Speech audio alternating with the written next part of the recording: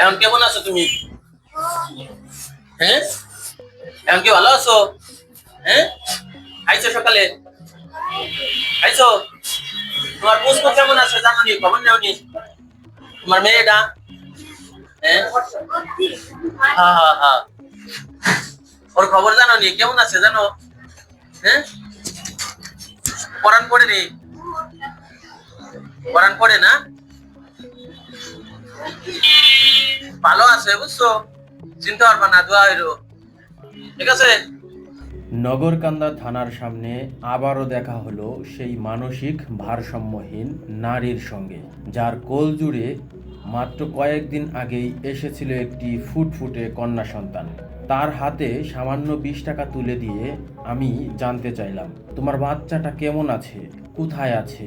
তিনি মুখে কোনো উত্তর দিতে পারেননি, কিন্তু তার চোখের চাহনি, মুখের অভিব্যক্তি আর অস্থির অঙ্গভঙ্গি যেন অনেক না বলা কথাই বলে দিচ্ছিল।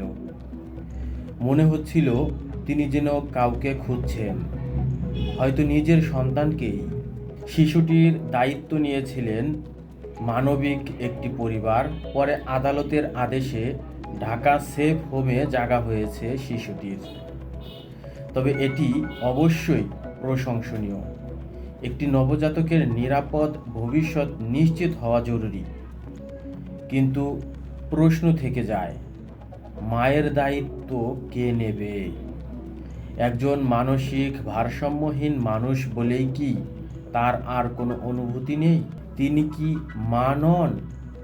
তার বুকেও কি সন্তানের জন্য টান নেই?